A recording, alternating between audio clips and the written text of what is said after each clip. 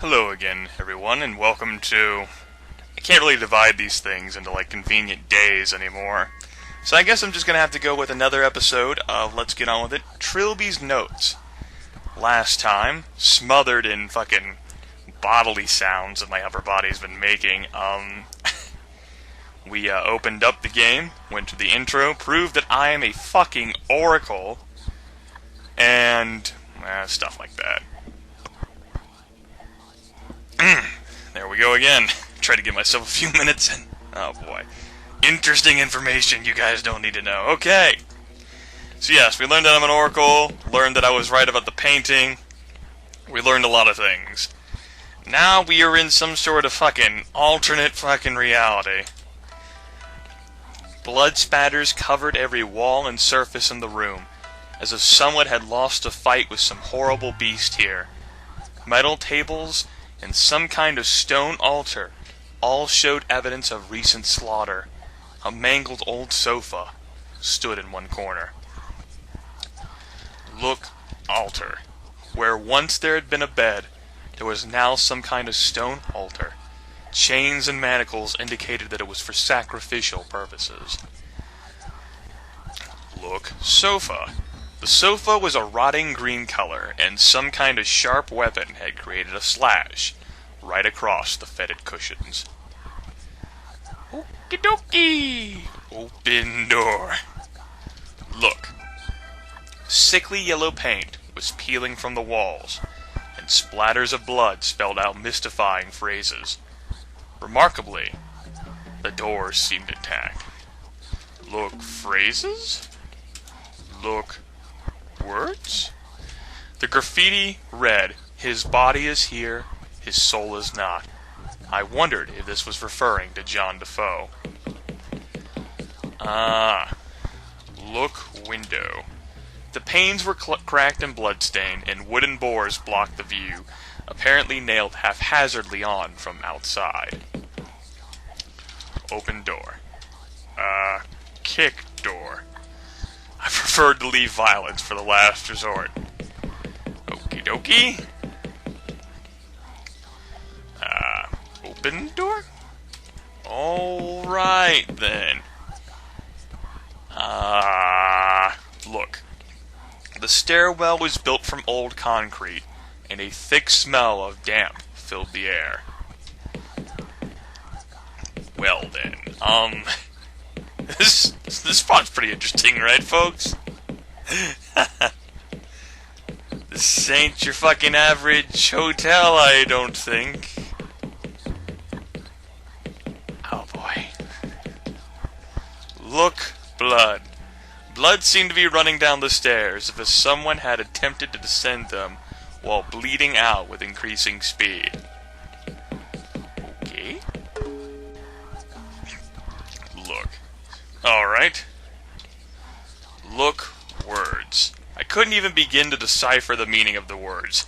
Man, not man. What the hell did it mean? Open door? Oh, what? Okay. Fuck. Open. What? Okay. Glad I went through that. God damn it. Stuck shut. And wasn't this my room 3C? Oh, it is. My room had slipped into the shadow world. The walls and floor were filthy, and the furniture had been replaced with instruments of suffering. I saw once more the strange word I had seen on the wall in a bed's room, this time followed by the words, "Love me." That's nice. Right, everybody?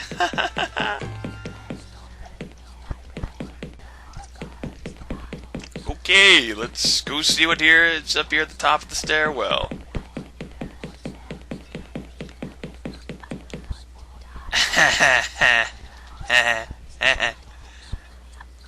Strangely, there was some kind of dismembered porcelain dummy mounted to one of the walls. Look, dummy.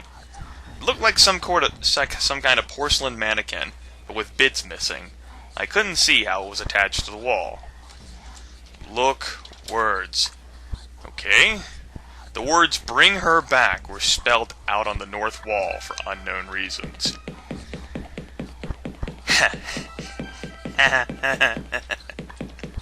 So, I think it's possible this game might already qualify as creepier and gorier than the first two combined. Really wish those whispers would stop in the background, folks. Oh boy. It's over this way. Look. Look, words. The graffiti read, "Priest or prisoner, acolyte or slave." I had no idea who it could be referring to. It didn't sound like something John Defoe would inspire. Can I open these doors? Open door. Dick. Nope. Nope. Okay. Wait. Look, doors.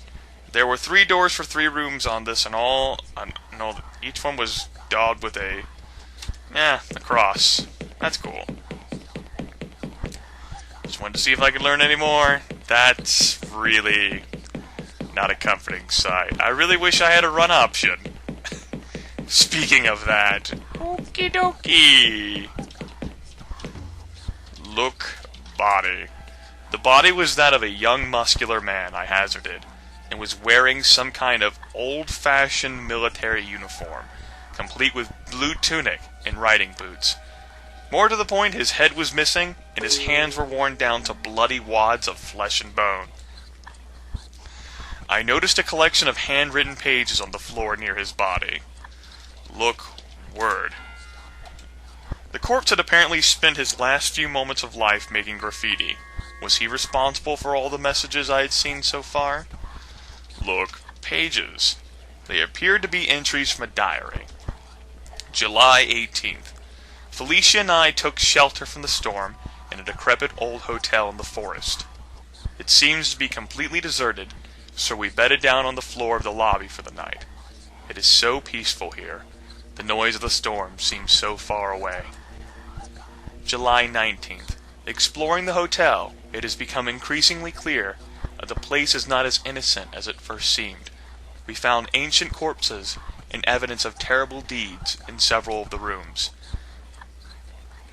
The storm is cleared, and we intend to leave as soon as possible. July 20th.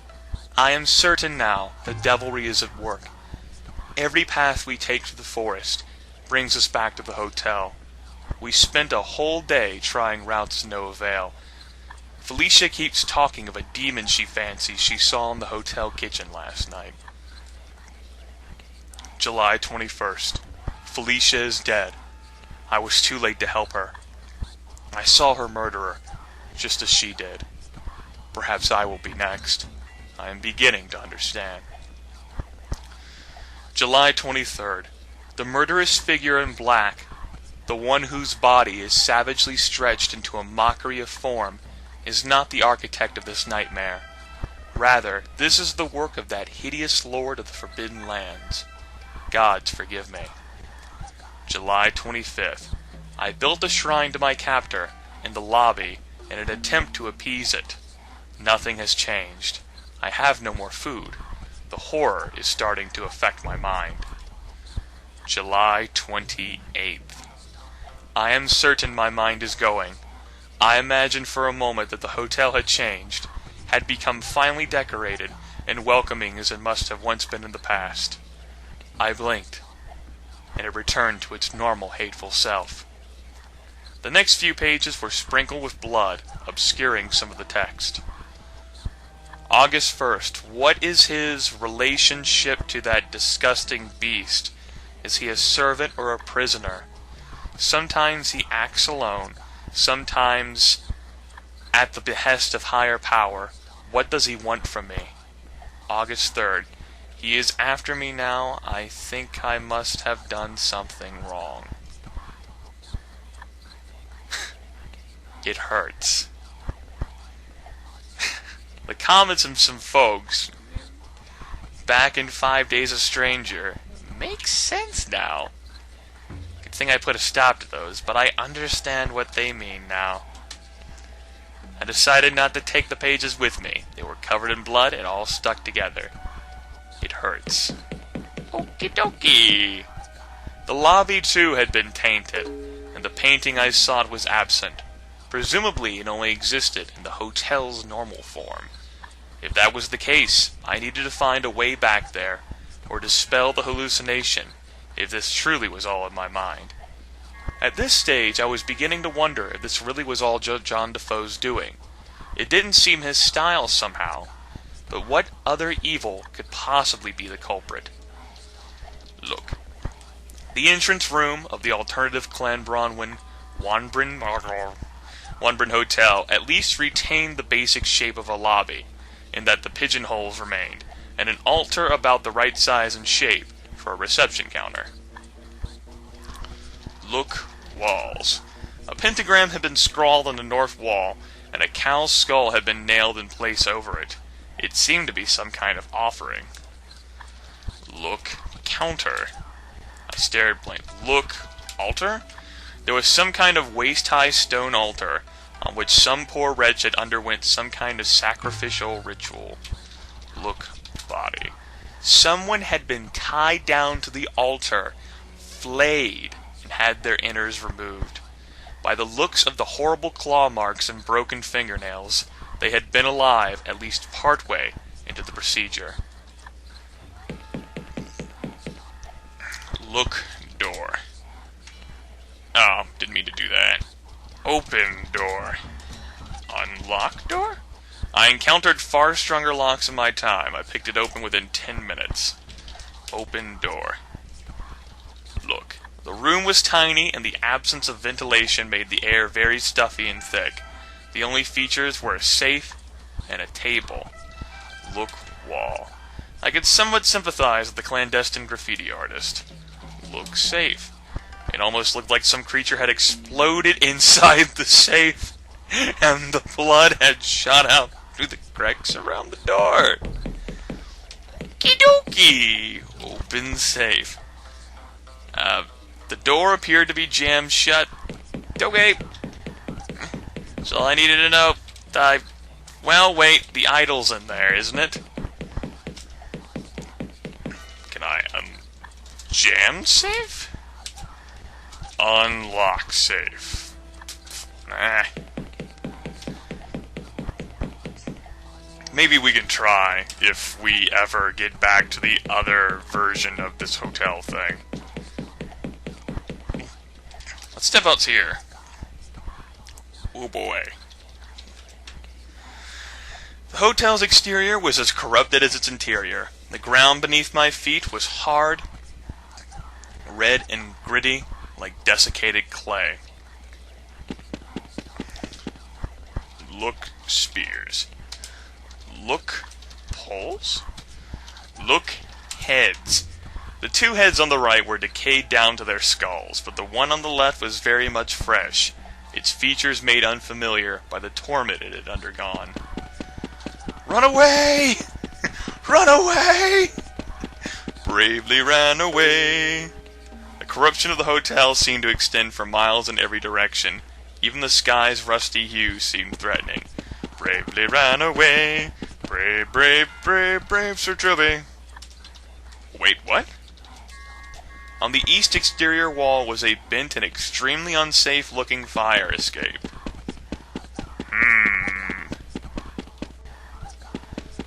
Fire escape. Well, that would be an important attention to call to me, wouldn't it? Open door. Now, I'll worry about that later. What do we got here? Look. Torn wallpaper, bleeding walls, decay and disuse. This room continued the alternate hotel's tradition. What a lovely tradition. Perhaps the alternative hotel bar had been like the real one at some point in the past, but it had long since fallen into disarray, and appeared to have been used for sinister purposes. Look, posters? The left poster was some kind of portrait of the strange masked figure I had glimpsed in the hotel. The middle poster was blank. The third was smashed. Look, arcade. It appeared to be damaged, with the front plate ajar and frayed wires emerging from the rear. Strangely, though, the screen was active and flashing blankly. Play arcade? Ah, damn. Look, bar. In keeping with the alternate hotel's theme, the furniture looked like someone had been hurled against them with absolutely fatal force. Lying on the bar in a pool of gore was a pair of long-nosed pliers. Well, I could use those. Look, pliers. I wondered as to their purpose here, then decided I didn't want to consider it. Get pliers. They were rusty, but functional. I took them with me. Okay, let's get out of here. Look, man. No, whatever. Open door. Okay, let's look around here. It had probably once been a dining room, judging by the number of tables. There were a total of 4 exits to adjoining rooms. Look, tables. The tables were universally hidden under tablecloths, yellow and stinking with age. There was a plate of rancid meat on the center one, adding its evil stench to the air. Look, meat. There was an arrangement of uncooked meat, with ribs sticking out on the center table, that seemed to be attracting insects beautifully. I tried not to think about what kind of meat it was. Don't suppose, and this is gonna be a little sickening, can I get the meat? I tore off a lump of meat to take with me. If I came up against anything hostile and carnivorous in this place, it would help to have something other than myself to offer it. Okay. Look, door. There were 4 doors, none of which seemed inviting. One to the east led back to the hallway, one to the west leading to the kitchen, one to some kind of unisex bathroom, and another large one that someone had boarded up. Some kind of flayed corpse was nailed into place over the door to the toilet, blocking the way. Look, boards. 3 boards had been nailed up over the large double doors to the north. They were blackened in places, either very old and rotten, or having been in a fire at some point. Remove boards? The boards seemed brittle, but not that brittle. Some kind of tool would be required. Use pliers on boards. The nails were hammered into the boards too far. I couldn't get a grip on them with the pliers. Damn. You know what we need? 7 would like this. A fucking crowbar. Okay, look, words. The words "it feeds" were inexplicably spelled out on the north wall in the prerequisite bloody letters. Look, body. The body had been completely flayed and still glistened wetly with blood. The hands and one of the feet were held in place around the door with 6-inch nails. Use pliers on nails. The pliers were ideal for removing the nails. Oh, good.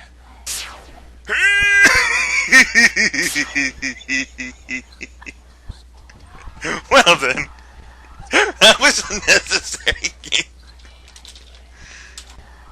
Look, the gloomy lavatories were in a state of advanced disrepair. One of the cubicle doors was hanging off its hinges, and the mirror above the counter was broken. Look, counter. The counter had 2 sinks and was covered in filth and mold. To my surprise, a brand new sealed envelope was sitting between the basins. Look, envelope. Contrary to everything else in the hotel, it was completely clean. Slightly alarmingly, it was addressed to me. Get envelope. Baffled, I took the envelope. It was strangely bulky and tore it open. A white pill bottle and a note fell out into my hand. I here enclosed the note with this report. Trilby, if you're reading this, then you too have seen the hotel change. Oh, I think I know who this is. At present, I have no idea the alternative hotel is part of the ethereal realm or some kind of construct, a pocket dimension. There is a definite correlation between one's level of agitation and one's tendency to reality shift. Fear is your enemy. It leaves you shining like a beacon for whatever evil brought us to this place. Enclosed is a bottle of tranquilizers from my personal first aid kit. When you find yourself shifting into the other place, take a pill and try to calm down, and the real hotel will return. Do not let it concern you. I am researching the phenomenon. Your task is to find Defoe. Good luck. Agent Linkman. Linkman's letter raised more questions than it answered. I pocketed the pill bottle. Look, pill bottle. It seemed like a perfectly ordinary child-proof bottle of medical-grade tranquilizer pills. A prominent, brightly colored label read, "Warning, some users may experience drowsiness and/or hallucinations." Well, we're going to save just in case. I don't feel like eating a pill just yet. Well, I guess I will then. Eat pill. Hesitantly, I tipped the tranquilizer into my palm and swallowed it without water. It quickly took effect. I felt the anxiety lift from the pit of my stomach, and my dismal surroundings seemed to feel less imposing. Then I felt that strange sensation again, of lightheadedness and detachment, as the world around me began to quiver. Okie dokie.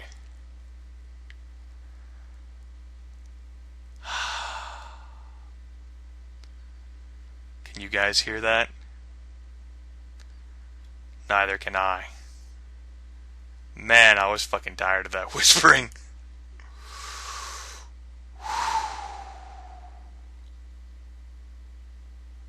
That is beautiful. Okay, folks.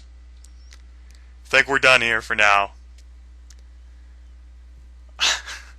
That is a lovely sense of tranquility which has been restored to my head.